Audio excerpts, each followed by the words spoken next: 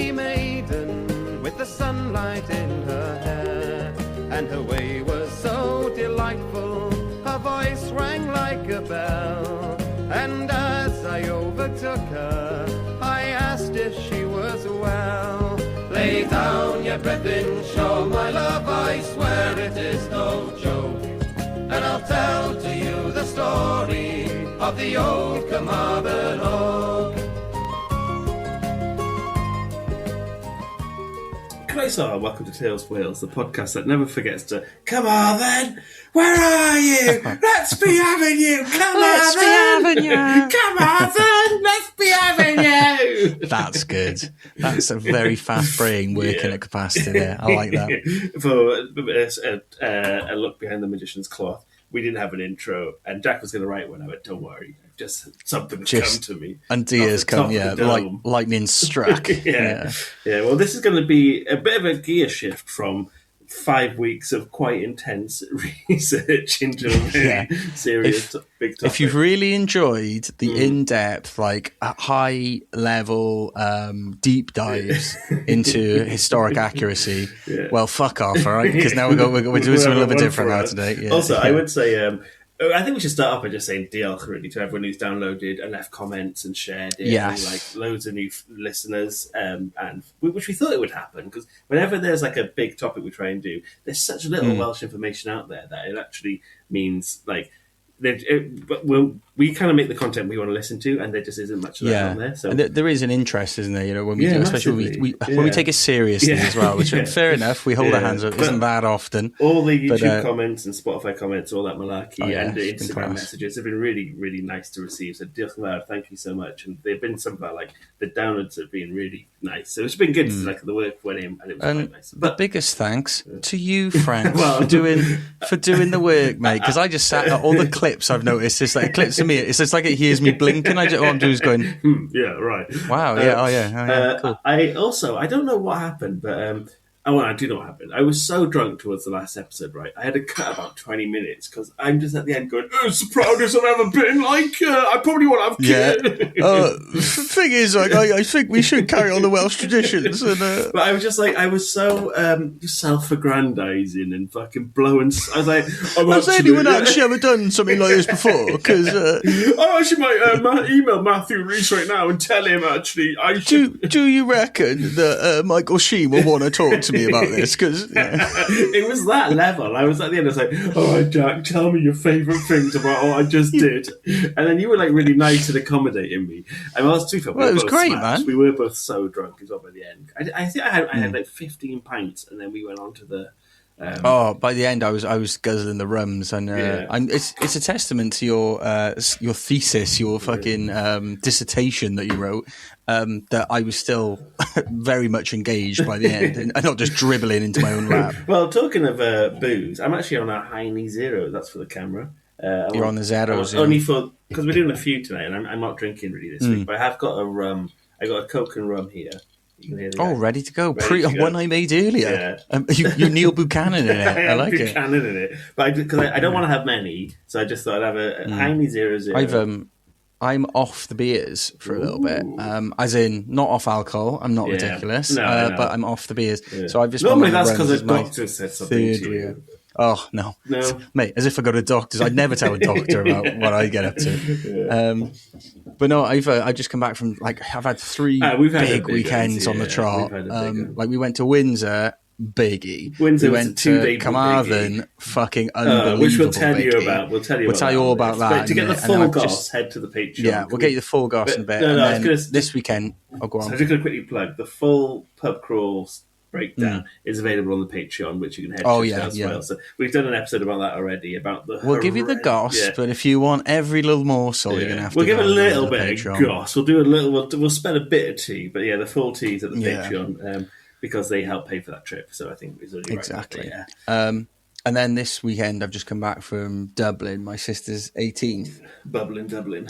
Heavy, bloody heavy, all the way through. And so I did the same with Jack. I went to Windsor, and then I went to Carmarthen both with Jack. It wasn't just a coincidence.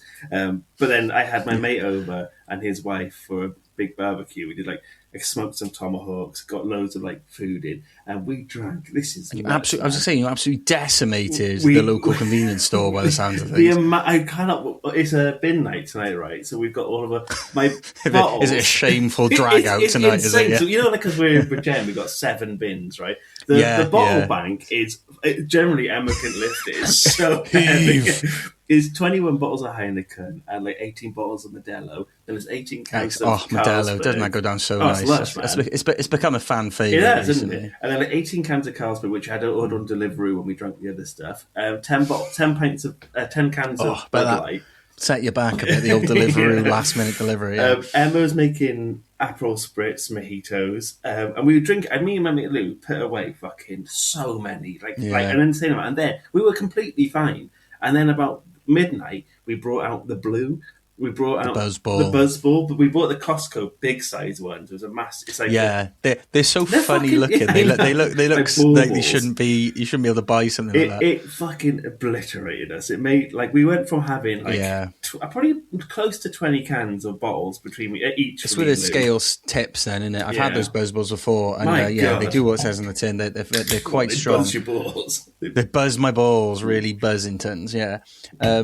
But no, it was impressive when you were listing off what in the group chat what you'd had. I was like, "Fuck, that is a biggie." I will try and take a photo of the bins because they're comical. Because we have a blue one for cans and like tins, and it is full to the brim of cans. Yeah, and then we've got like a sort of it's like a flimsy little like box bin. Yeah. Have you got one of them? That's what my cans go into. Like, these little like canvas bags, so they're not even. That's it. Yeah, Yeah, but because of that, I also was agreeing like, right, I'm done with booze for a bit.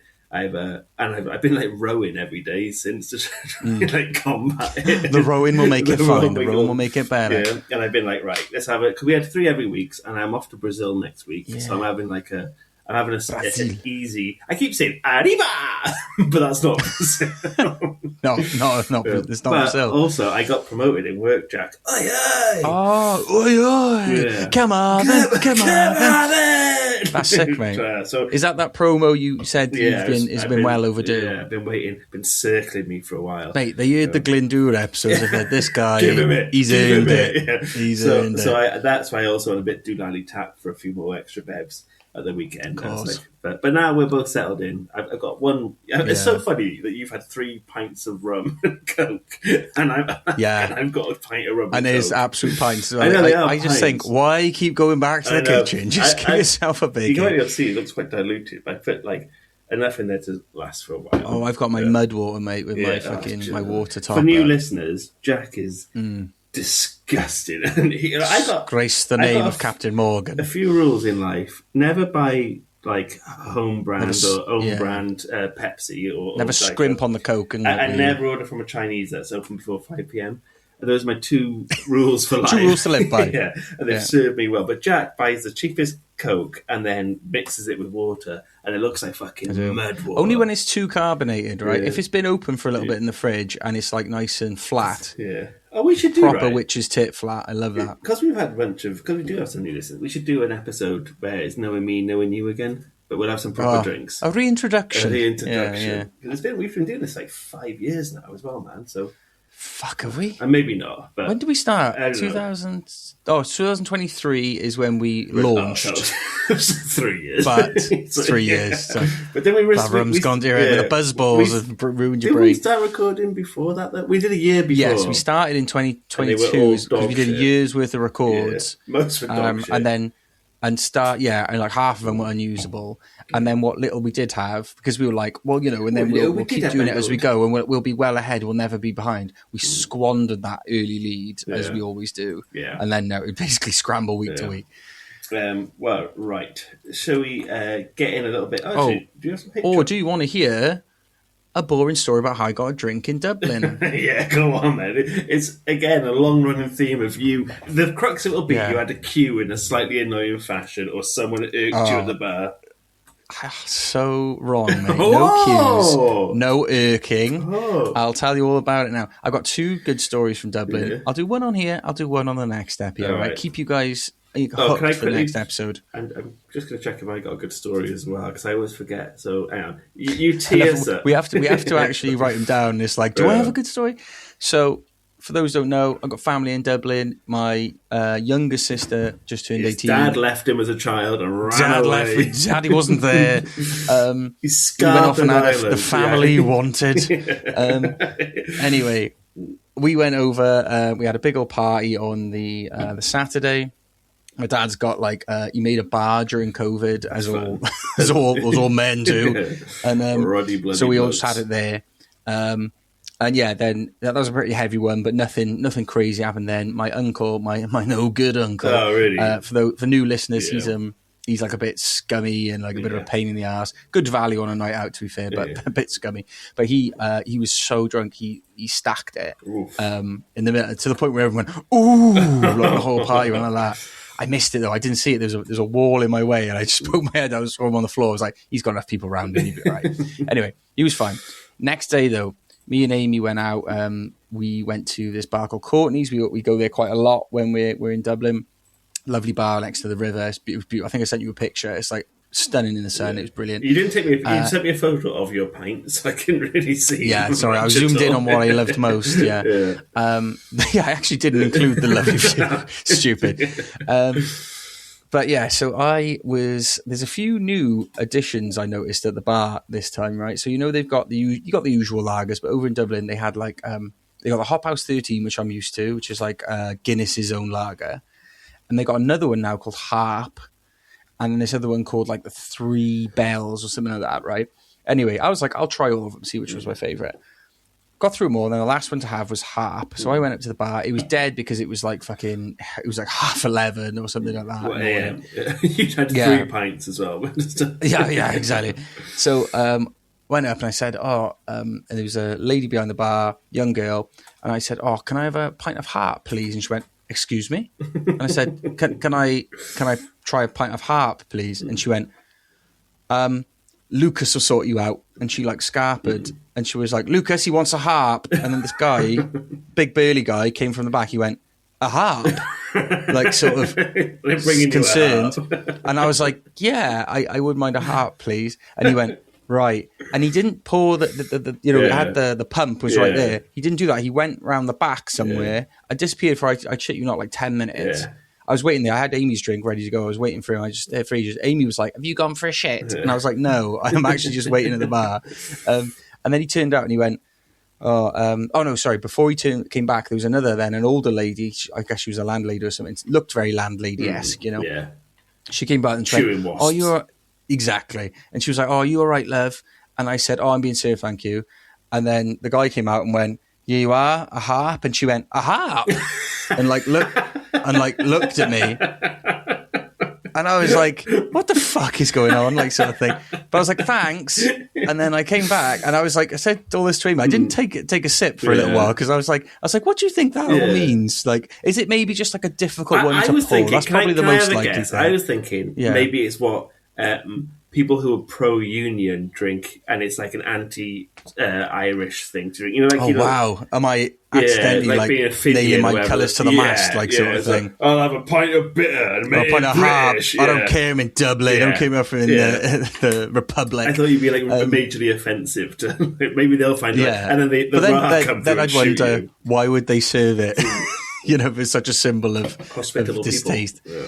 Maybe. But anyway, so I tasted it and I was thinking, am I going to go froth at the mouth or something? But no, it was just a nice lager. And I carried on drinking it throughout the day. What, but they didn't... They never explained to you why it was such a... No. So then what happened is then, because it was getting busier, they started having table service. The waitresses were coming out and just serving at the bar, at the table. And my family turned out and we were a bigger group then. And so we were ordering big rounds. And I kept asking for a harp, and it was only one more time. Then one of the waitresses went, "Sorry," but I think it's because she didn't hear me rather than not. But yeah, so that's my little boring Jack getting a beer story. But it was very surreal. I didn't know what the big deal was. A harp. Well, we got Irish listeners. Please let us know what's your beef with the harp. What's the beef with the harp? It looked like a Guinness one. It had the harp. In that Welsh pint, the Guinness harp on it. Isn't it? Well, I know that we love the tail and the old harp over here, but the Guinness's logo is the harp, isn't it? Yeah. I'm pretty sure it had like the the iconography of a Guinness. So like I'm assuming it's the brewery that makes it. So it's harp lager you drink, wasn't it? Yeah, from the makers of Guinness. That's it. Is it? Yeah. There we go. Yeah, maybe. And it was lovely. But is, though, I just didn't know it's like maybe the hesitation to give it to me was just very surreal. It might be because like if you go to like the Devonshire in London, which only does like Guinness really. If you ask for like a pint of Carlin, and then they're like, "What the fuck?" People come here specifically. You're meant to come for the Guinness. Maybe it was a pub that was specifically good at Guinness. My logical brain was like, is it one of those ones? It's like, oh fuck's sake, no one has that, so we don't even have it like hooked up, and now I have to go back and hook it up, sort of thing. But my sort of fantastical brain was like, what is going on with this? Like some sort of cloak and dagger code, and they were like, oh, a harp, is it? I got you. Yeah. I'll quickly. We haven't done a pod in like 3 weeks or 4, maybe even longer, man. It's been fucking like a month. It's been a while. We've done a proper one. Yeah, we tried to do it in Carmarthen, but as we'll probably say, we were fucking tech issues. Yeah, tech issues and brain issues. We were we were in the worst way possible. So bad. I don't want to repeat it because people have heard it on the Patreon, but we were in the worst fits. Let's just say the second day was a struggle. And I think probably the closest I've been to giving up everything. To throwing the towel in. Yeah. Don't judge me. I'm losing the shorts, man. I got the shorts. I'm going full bockies. I'm going full on bockies. That's why you should get football shorts. You don't need to wear any bockies. I know. I have got my hottest shorts on today. Sexiest. By that he means it's sexy. my sexiest shorts. Yeah. Oh, baby. Just for me. I thought we'd also fill people in because just before we started the Glendower series, I talked about doing that talk up in Manchester. I remember I was saying, like, I adopted this, like, because me and you are not like you changed into persona. Yeah, and we're not the kind of people to like we fucking hate public speaking, despite the fact we do the pod. But like that's in the safety of our fucking. It's like radio, mate. Yeah. You can't like, no your talk bloody back, face no for radio. You have love. Before I said to Jack the week before I did the talk. I adopted this persona being like, actually, pretend like you fucking love public speaking and you're a bit of a dick and you're like, pretend you're one of those insufferably confident twats. And when I did like some talks the week before, I was on camera and I kind of was I wrote everything down. I could do it that way, but I thought, oh well, and I had no nerves before going into this conference to do this talk to front of like a couple of hundred people. And then I got there and I still wasn't nervous. And I was like having quite a fun time and people asked me some questions beforehand. I could answer them quite nicely. And then I got up there and then I said a joke. I was like, I started off with like a shit joke. And also when I was in Manchester, right? And my mum, classic Welsh mum, had like convoluted the story and told her friends and my family that I was playing Manchester Arena. He's going to be giving the biggest talk you've seen. And my cousin texted me saying, what are you doing playing Manchester Arena? It's like, what are you on about? And also, I've pivoted. I'm doing an acoustic set in Manchester Arena. And I kind of did a bit of bants up top. It went down quite nicely. And then what's with women? Am I right, guys? Probably like what's 90s the deal with airplane food? Yuck. It all fell apart. Then I couldn't get the mouse to work, and I couldn't. Then I had like a clicker, and I was going the wrong way with the clicker, and also because I'm worried about sweating, I put like this anti-sweat cream on that was stinging so much. As we've said before, you whited up. I put on this white cream, and then like it was because it was holding all the sweat in, it was burning my skin. I was like, and then when I was talking to them, I was trying to then part where I didn't put the cream on took all the sweat and it's right above my eye, and I was like blinking. I was trying to rub this like grainy sweat out my eye. I was like, so thing is right, you got to be confident. And then the key is confidence, aren't we? Fucking eye, fuck's sake. And then at one point, my voice broke, and my voice. I've been talking for about 20 minutes, and then I went, of course. And I went, I'm not crying, and no one laughed because I think they thought I was crying. And then I was like, oh, Christ. You know what's so funny for me is like these guys, because you put on that persona to begin with, like beforehand, they went, he's really fallen apart from that cocky guy that I was recently. I had a friend there, and I think she was trying to be nice, but like when my voice faltered, she went, "Go on, Franks," but it sounded so. It's like, don't cry, mate. It's okay. It's okay. Yeah. You got this. Yeah. Let's be having you. Come on, then. Yeah. Come on, then. And I was.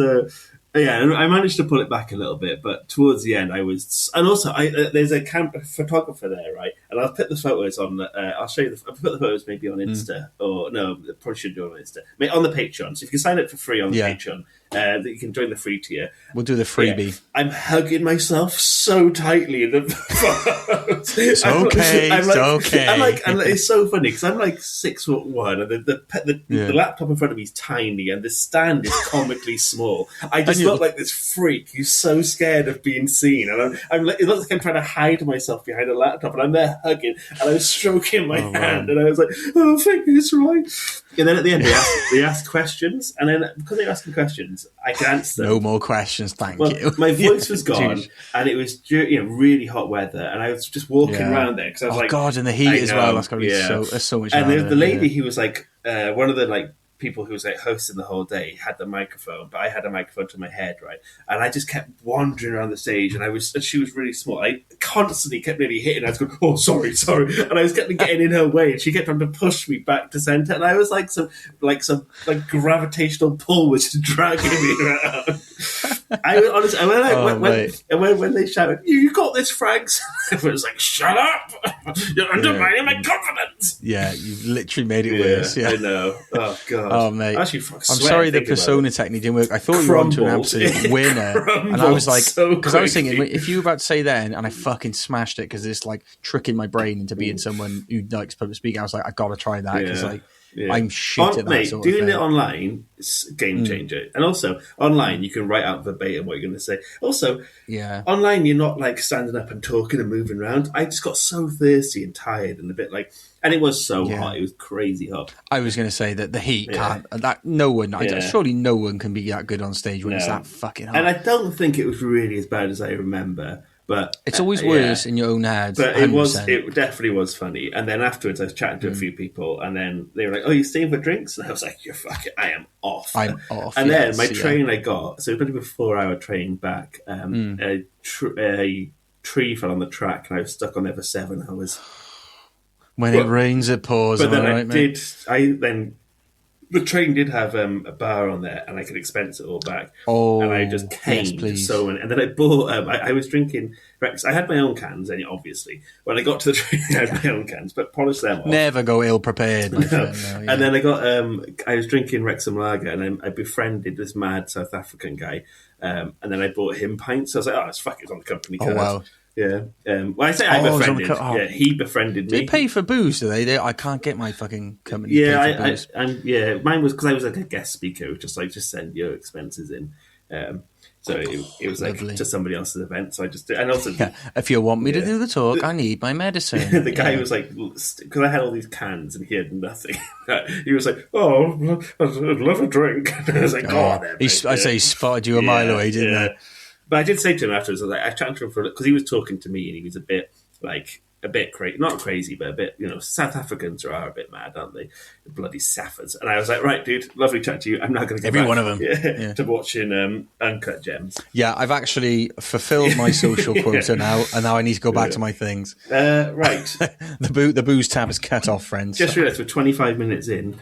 We should. Oh wow! Yeah, we should probably get to it. Although we would say this episode's probably a bit thin in compared to our normal Well, yeah, because my notes on this were like I expected us to have half of the episode sorted with our tales from the night before. This is due to be recorded in Carmarthen, but we could only get one properly done. We had Jack's mics didn't work, and the audio wasn't good enough. So we got the Patreon. That's already been done, but this is now going to be a main feed. This is like we went into this part specifically in cams. But shall I start? Because I did some info on the town itself. The actual town, yeah. And these are just... I've got the castle info on the castle, and then a little bit about a local saint, and then Yeah, so that'll work out nicely. And mine is more just bullet points, or not bullet points, like fact sheets around factoids. Factoids. Yeah. Right, so let me just get them up. Did you know, for example, Carmarthen or Caerfyrddin is often described as the oldest town in Wales with continuous occupation from the Roman period onwards? Did you know that? It's an old one. I did know, but that's only because I researched this town before this episode, so yeah. And the Romans founded a fort and settlement there in AD 75, and it's called Moridunum, meaning sea fort. Did you know that? Again, I did, but that's just because I did some research. I didn't know it beforehand. So Moridunum became a major Roman administration and military hub in the southwest of Wales, and it was really important to Roman control. Although it means sea fort, the town lies several... that's what really confused me. So I was trying to research... why is it called Seafort when it's not near the sea? But the town now lies several miles inland because the coastline's changed over 2,000 years. So it would have been more of a sea town or seafort 2,000 years ago. Of course. I didn't know that either, yeah. They were. I did see it was to quell the Demete tribe down there, which is like the south... southwest. Southwest. The Demetes were. Silurians were southeast. Demete, yeah. Silurians were where from, and the Demete, and the Silurians were the real bastards, weren't they? It's a weird one thing because Silurians are renowned as like the most ferocious like tribe from Wales, but all Celts were pretty ferocious. Do you know what I mean? It's like you think of the Demete when you think, oh, they weren't that. They were nuts as well, but it's just the Ciliars were especially nuts. Let's do an episode on them. Let's do an episode specifically on them. Yeah, we should do some Demete. I haven't heard too many stories about Demete.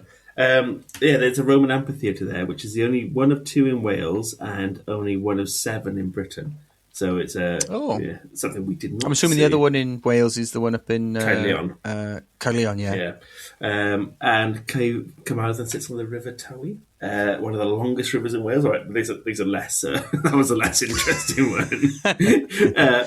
And like we mentioned, the originally home to the Demete, a powerful Celtic tribe whose land later became the Kingdom of Dyfed. And then after the Romans left, Carmarthen remained an important settlement, and it became like this jewel in the crown for anyone who in Wales, if either English, Norman, Welsh, to try and take control of it. And yes, there was a Norman castle was established in the late 11th century to control the crossing of the Towy. It's a really important river. And it was constantly, so Carmarthen Castle was repeatedly attacked, destroyed and rebuilt during so many conflicts. And if you listen to our episode by Lord Rees, or on Lord Rees, he just fucking burns. He's like, that's the place he's after the most, and it's like it's constantly switching hands, always being fucking razed, destroyed, burned. Yeah, reminds me of kind of like northeast Wales, like castles up there that were just constantly changing hands because they're just like Ruthin and all those ones. Exactly. So it was constantly switching between the Normans and the Welsh. And then Carmarthen itself became a walled borough, underlining its strategic importance. So when they put a wall around a town, that's when you know it's like a proper... and also that's what the word borough means, or burn means. So, like Edinburgh and all those ones. If it ends in that way, it was something that Alfred the Great started to build these walled towns so they could like hold off Viking invasion, because you're more likely to be able to defend a walled town. Rather than just having I remember those being a real bastard in medieval Total War 2. Exactly. They'd be much harder to siege than the other castles. Yeah. Carmarthen received one of the earliest royal charters in Wales in the 12th century. Don't really know what that meant. I didn't really look in much further. Don't worry. You can tell that we thought we'd have enough like pre-chat to like fill this episode out. Yeah. I mean, I've got a lot more facts to go, but that was a bit of a dud one, wasn't it? The Royal Charter. The Royal Charter. The Black Books of Carmarthen, written around 1250, the earliest surviving manuscript written largely in Welsh. And have you heard of these? The Black Books. I've heard of them. I don't know what they are. They're like poems about Merlin, so Merlin. So this is where... Oh, right, yeah. No, that's it. It's because you got... like the old mythology books, it's like the Red Book of... I always get this right. It's either the Red Book of Hergest and the White Book of Rhydderchus, or one or the other way around. But yeah, there's Black Books as well. I've heard of them, but I didn't realise they were just like Merlin sort of focused. Yeah. Or Merlin for the non-Welsh speakers. And there's like this... People don't know if it's written by lots of people or if it's written by one person. And they kind of now agree that it's written by one person. And it's written solely in Welsh. And it's like you mentioned, it was called the Black Book because of its binding, but there are other books of colour that are really important, which we might talk about in the next episode because you're doing an episode around mythology, aren't you? I am, doing a mythy episode next. But the Black Book preserves some of the earliest surviving poems about Merlin, and they also contain some of the oldest surviving poetry about heroes and Arthurian tradition. And that's where the area itself is a strong link to Merlin and a strong link to Arthur being a Welsh hero. The Franciscan Greyfriars Friary became an important religious centre and burial place for Welsh nobility. We talk about them in the Glyndŵr episode about the Greyfriars, and they're named after Cardiff, or Greyfriars Lane or Greyfriars Road. Edmund Tudur, father of Henry VII, he died in Carmarthen in 1456 and was buried at Greyfriars. And then by the time of the 60s, so during the Glyndŵr's uprising, Carmarthen was attacked by the French and the Welsh. It generally was one of those places that just gets fucking battered and fought over, and the amount of death and destruction there would have been insane. A constant push and pull between Welsh and then whatever invading force at the time. And then in the 16th century, Carmarthen was one of the largest and most important towns in Wales.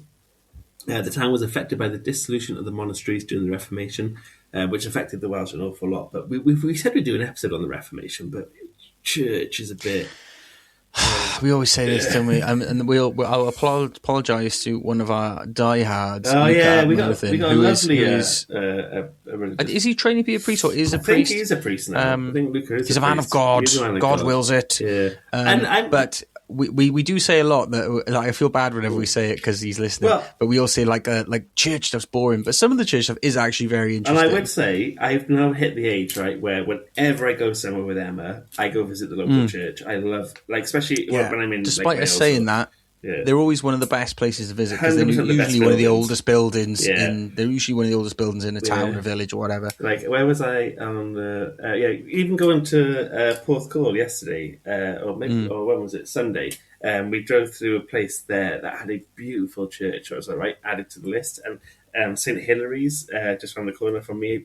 You went to church. The one in Lantwick not too long ago, didn't you? Just up from my neck of the woods. That's pretty good. Yeah, so I generally love churches, but I find the administration of churches sounds quite boring. Although I also did read the other day about Martin Luther, so maybe we should give it a go. And we can get Luca on because he's a bloody man of the cloth. We can ask him he's some a man questions. Of cloth. We can get him and say, "What's going? Convert us, then, mate. Go on." I was saying from Age of Empires 2, mate. Yeah, that's right. And Carmarthen suffered a lot during the. So loads of whales suffered during the... No, but seriously, Carmarthen did suffer a lot. Carmarthen was a great tragedy. It reminds me of that tragedy. We did an episode about the plagues in Wales, and most of Wales struggled to recover for fucking ages afterwards. But Carmarthen, despite being heavily hit by it, did continue to recover and grow, and it continued being a very good, thriving port/market town. And at one point, it had more shipping and handled more shipping than Cardiff did. So for a while, Carmarthen, during the 18th century, was the fucking place to be. It also was really important for things like Welsh wool, leather, and agricultural trades. So there's a reason why Carmarthen's still a pretty cool place to go visit today. Saying the Towy was a busy river, I suspect. Yeah, but then it kind of died off during the South Wales coalfields expansion. So when coal came in, Carmarthen kind of dropped off its importance a bit. But I'll talk a little bit about Merlin and Arthur for just a little bit more. But Carmarthen has one of the strongest traditional associations with Merlin anywhere in Britain. The Welsh name Caerfyrddin has long been associated with Merlin, so Caerfyrddin. So Caer in Welsh means fort, and Merlin means Merlin, so Merlin's fort is what it's properly translated as. But however, now most historians now believe the town's name came first, and then the legendary figure Merlin later took the name Caerfyrddin rather than the town being named after him. But print the myth, not the truth, or whatever that saying is. Yeah. Medieval tradition claims that Merlin was born in a cave outside Carmarthen, near Bryn Myrddin, Merlin's Hill. Geoffrey of Monmouth, who helped establish... What's the chances of someone named Merlin being named in Merlin's cave? Yeah. Weird. And Geoffrey Monmouth helped establish Carmarthen's connection with Merlin in the 12th century through his Arthurian writings. And then, like I mentioned earlier, the Black Book of Carmarthen contains some of the earliest surviving stories. And then there's also that there's Merlin's Oak, which stood in the centre of Carmarthen for ages. Right, yeah. And according to local legend, when Merlin's Oak shall tumble down, then shall fall Carmarthen town. When the last remains of the oak were removed in 1978, Carmarthen experienced a severe flood later that year, leading many locals to jokingly claim the prophecy had come true. I don't know if they were joking. I probably think that's true. And I'd be like, right. I would 100% be like, I told you not to fucking cut down Merlin's Oak, all right? Yeah. This is real shit. And there's part of the oak still preserved in St. Peter's Civic Hall and the Carmarthen County Museum. Today, Carmarthen is often promoted as Merlin's town, reflecting the endurance of Welsh folklore and Arthurian legend. And the director who we've had on twice now, director Dan, who's doing a film about Arthur, I saw in the BBC today that it was mentioned, because the guy who's doing who's making the swords and the equipment and the sword fighting training for for Excalibur is also the guy who does it for House of the Dragon. He does the sword fighting and the because I know me and you've talked about this before, but anyone who's watching House of the Dragon at the moment, if you stick to the credits at the end, don't know why you would, but if you do, you'll see lots of little things about creative Wales and things like that, because a lot of it's filmed over here. And a lot of it's, Welsh Government finally realised that it's good to help. Realised they absolutely biffed it with Game of Thrones, the first series, and now they're trying to clamber it back. So that was my facts around Carmarthen. Now over to you. Factoids. Yeah. Yeah, so I've got a little bit about the castle, a bit more in depth. You've said a lot of it, to be fair, so I'll just do a little whistle-stop tour. I'm trying to get my fucking lid off this pen, and it's been stuck on it the entire time. Blew my head in. Sorry. What are you trying to scribble down, mate? I just like to draw. I've got like a note. I've shown you this before. Oh, I just like to draw. Just a free spirit. Yeah, I got like a piece of, like where my mouse mat is, it's just a big thing of drawing block. I do that when I'm on meetings and shit like that, when I can't be asked to listen. I draw like, oh yeah, bloody hell, look at you go. I just draw suns and weather icons. That's all I can muster. You are an Aztec pagan, aren't you? The sun god. Oh, exactly. Ra. The sun god, by the power of Ra. So yeah, I'll talk about the castle. So basically, the castle was most likely an Earth Motte and Bailey castle at first, or as we learn in Welsh, Tomena Bailey. It was sadly first put up by the Normans in the early 12th century by a chap named Walter of Gloucester. Did you say his name, mate? No, you left out Walt, didn't you? Say his name. Say their name. But yes, it's not a native castle. Boo. And this, like many castles, was built to solidify control of the native Welsh. As Franco said, it was a Demeter tribe at the time. Demeter tribe back in the Roman era, and then for the Normans, then it was rebuilt in stone in the late 1100s. As Frank's mentioned, it had real strategic importance because it controlled the flow of trade on the Towy. And because of this, it saw frequent conflict with both the Welsh and Normans fighting to hold it. 1116, Griffith ap Rhys, Prince of Deheubarth, attacked the castle, captured it during the night attack. Griffith dismantled the castle and plundered Carmarthen town in revenge for having his lands taken from him by the Normans. The castle was rebuilt and changed hands loads over the following decades. Owain Gwynedd, a.k.a. Owain Fawr, a.k.a. Owain the Great, he destroyed the castle in 1137. It was rebuilt and destroyed again in 1143. It got briefly captured again in 1146 by Cadell ap Griffith, the aforementioned Griffith ap Rhys' son, who held it for several years. Cadell's brother then captured and destroyed again in 1195. So back and forth a lot. During the War of the Roses, Edmund Tudor died at the castle. He was the father of the first ever Tudor King Henry. Yeah, Tudor King Henry VII. Welsh boy, oi oi oi, Carmarthen. Edmund took possession of the castle on behalf of the House of Lancaster before the Yorkist troops led by William Herbert captured it in 1456. For a quick run through of all the times the Castell Caerfyrddin or Carmarthen Castle was captured, we've got captured by Griffith ap Rhys in 1116, captured by Cadell ap Griffith in 1146, destroyed by Rhys ap Griffith in 1195, captured by Llywelyn the Great in 1215, captured by the Earl of Pembroke in 1223, captured by Owain Glyndŵr 1405, captured by William Herbert of Raglan 1456, captured by Colonel Lahan 1640. Wow. That last guy, Colonel Roland Lahan, actually was at the Battle of St Fagans in 1648 as well, which we did an episode on that. Go have a listen if you like fancy it. That's a good fight. That is. Is it? Am I right in thinking that's one of like the largest land battles? The largest land battle in Wales. In Wales, yeah. It's not as cool as like medieval stuff, as you said, because it's with old school muskets and shit. It's a bit of a. It's cool. I don't like it as much because it's not as like it's a bit of an ambush. They all dress like fucking dinks, don't they? That's the problem. They're all gronks with a little hat. They're all grumble gronks. Yeah. Anyways, in the late 1700s, then the 8-cell jail that existed in the castle was converted into a new county jail. This jail was extended in 1869 and survived until it was demolished in 1936.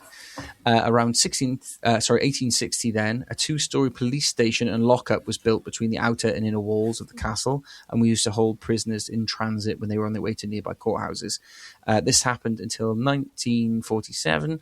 But the building is still there now, known as Castle House. And if you go to Carmarthen, as we saw, it kind of doesn't fit in with the aesthetic of the rest of the castle because it's like a kind of... It's mad, it's an old building, but it looks strange, like where it is. Yeah, and kind of, in my opinion, kind of ruins the aesthetic. Yeah, I would say it's quite a bit for me. I loved our time. Or actually, we'll do a little bit of a story for Carmarthen. Me and Jack did a pub crawl, which we go through in detail on the pod, on the Patreon. Yeah. We were the worst I've ever been in my life on the Saturday. Like, monumentally, just emotionally, physically, so scared and so unwell. And spiritually destroyed. And also, it's not a very pretty town, is it? Because it's like, that castle is quite... it's got like a... What did they say? It was built in bloody... 1700s or whatever it was. 1860. So it's like... It's an old building, but it's like it kind of looks kind of gopping compared to like the lovely castle walls around it. Yeah, whereas like Pembrokeshire, we could see the water and like I don't know. I felt so claustrophobic. It was so hot and busy. It was hot as well. Yeah, and it was just full on. So when I was that bad, and it was all the streets are really narrow, I struggled. And then, we probably didn't give it its due, its flowers, really, did we? Because we were in a rough way. The first day we went way too hard, way too fast. But then second day, I'd say, and we turned it round, and then it was a hell of a trip, wasn't it? We got on the the second day was my favourite once we got going. Yeah, that morning was bleak. It was bleak as hell. Yeah. But we did once we got on the beat. Weird. Once we got back on the beers. Yeah, we did all right, and it was really the people were really fun. Although we'll talk. Listen to the Patreon if you want to hear our full go review. listen to Patreon. Yeah. So anyway, so that's basically all the castle. So I wanted to have, as I always do when we do these little trips away, I wanted to have a look at the local saints' churches because they're usually named after like Celtic saints. Yeah. From like way back when. But unfortunately, all the churches, any local saints' churches were named after the Saint Peter, which is the apostle, or Saint Mary. Which obviously, Mary, Mother of Christ and all that. They're kind of boring. Mother of Christ. The Mary, Mother of Christ. But, we all know they are sort of thing. So I was trying to look, where's I wanted like a niche Celtic one that I could look into. Couldn't find that right, but I did. If you look just a little bit north from Carmarthen, there's the Church of St. Lucia. I thought I'd give a girl saint a go for bloody once, am I right? A girl saint. A girl saint. You said that so funny. It's like it can't be called a girl saint, is it? What I mean is that I wanted to say to draw attention to the fact that the church really what are they called when you get sainted? Is it anoints? Anointed? I don't know. It's called like it's like commemorate or I can't bloody call it now. Anyway, but there's not very many of them, so I thought we'll give the gals a chance, shall we? Yeah. So even if she's not a Celtic saint, I thought I'd look into her. So Saint Lucia or Lucia of Syracuse, also called Saint Lucy and Santa Lucia, was a Roman Christian. Santa Maria? ¿Qué pasa? She was a Roman Christian in the later 200s who died in 304 AD during the I'm going to fuck this up now. Diocletianic persecution, the last and most severe persecution of the Christians in Rome. She's the patron saint of the blind, one of only 8 women venerated. She's one of only 8 women venerated by the Catholic Church, and St. Lucy's Day is celebrated on the 13th of December. Now, onto the fun stuff, the miracles. As we, for any new listeners, I love going through the miracles of old saints because you need at least 2, if you didn't know, to achieve sainthood and be venerated as a saint. St. Lucia, she has 5. She's got 5 in the bank, right? Miracle number 1. While praying at the tomb of St. Agatha in Catania, Sicily, Lucia's mother, Eutychia, was miraculously cured of severe and chronic hemorrhage. Lucky mummy. You're my Tisha, I really want to kiss you. Exactly. That's probably what she said.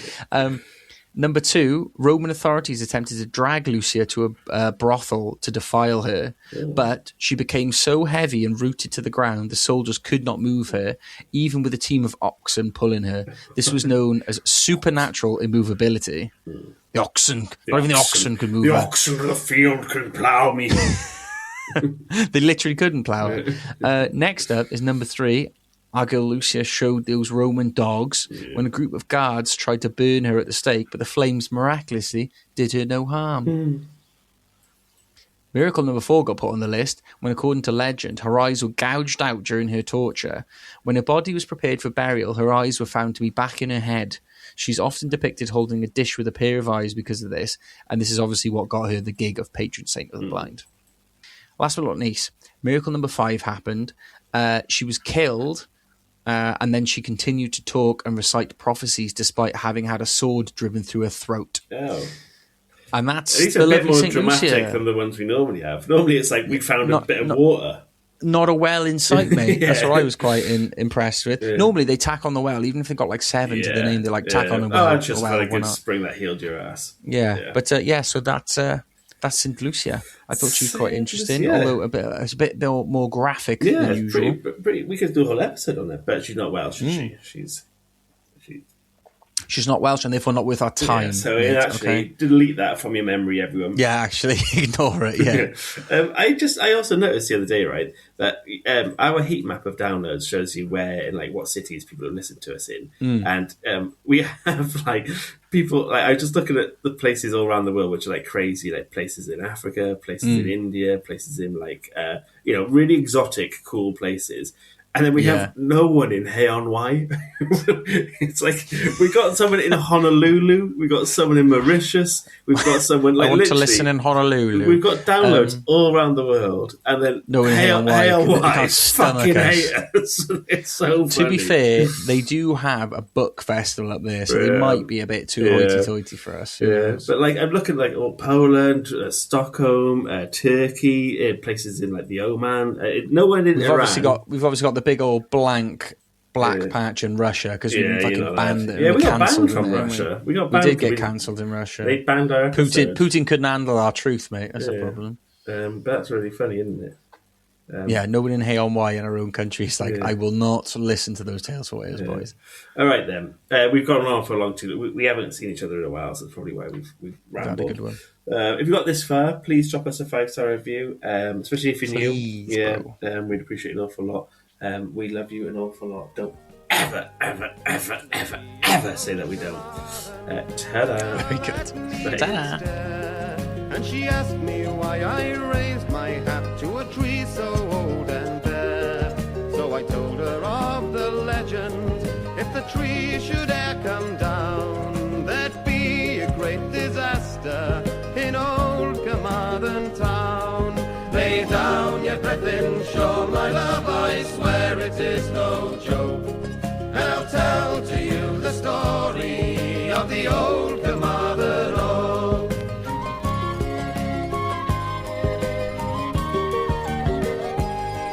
It was then she started laughing, and my face grew very red. And she said that only fools believe what old Welsh legends said. But her laughing was contagious, and I fell beneath the spell. By the time we reached the marketplace, I began to laugh as well. Lay down your breath in shore, my love, I swear it is no joke. And I'll tell to you the story of the old Carmarthen oak.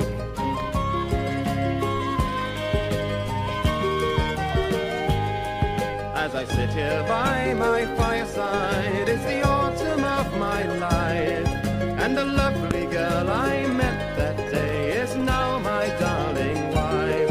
Oh, I have a lovely daughter and a son to push my yoke, and all because I raised my hat to the old Carmarthen oak. Lay down your breath in shore, my love, I swear it is no joke, and I'll tell to you the story of the old Carmarthen.